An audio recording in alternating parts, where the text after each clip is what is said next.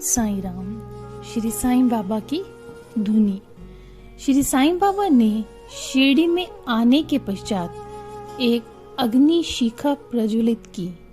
यह ज्योत उन्होंने अपनी निजी योग शक्ति से ही निर्माण की। इसी अग्नि ज्योत को आज धुनी माई नाम से संबोधित किया जाता है।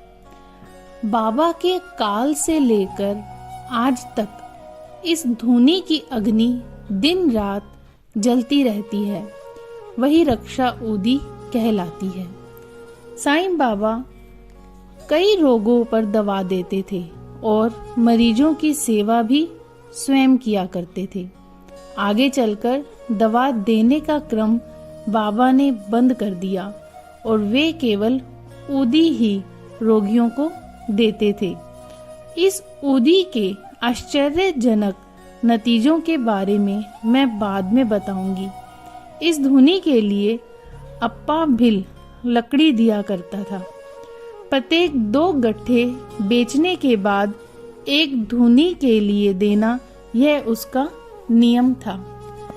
नागपुर के एक क्षेत्र में एक संत थे। उनका नाम ताजुद्दीन बाबा था। उनके दरगाह को एक बार आग लग गई। फौरन ही यहाँ शिरडी में साईं बाबा धुनी में जो आग थी उसे बुझाने जैसे कर्म करने लगे। लोगों ने पूछा, बाबा यह क्या कर रहे हो? बाबा बोले, ताजुद्दीन के दरगाह की आग बुझा रहा हूँ। सचमुच वहां आग बुझ गई। फिर 2 दिनों के बाद बाबा के पास वहां से एक खत आया। उसमें ताजुद्दीन बाबा ने यह सब सारी बात स्पष्ट रूप से बताई। एक बार एक लुहार बाबा का भक्त था।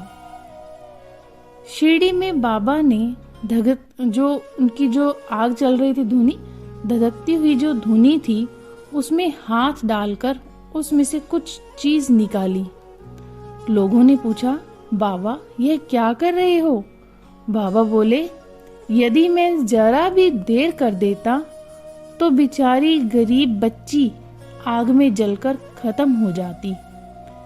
आगे खत में यह बात मालूम हुई कि उस लुहार की बेटी सचमुच ही उस धधकती भट्टी में गिरी थी और तुरंत ही उसे बाहर निकाला गया। लुहार के यहाँ जो आग जल रही थी, उसके जो ये भट्टी जल रही थी, उसमें उसकी बेटी गिर गई थी और बाबा ने तुरंत ही उसे बाहर निकाल दिया। यहाँ बाबा का हाथ कुछ जल गया, लेकिन उस नन्ही बच्ची को कुछ भी न हुआ। ऐसी है बाबा की चमत्कारी धुनी। ओम साईं राम।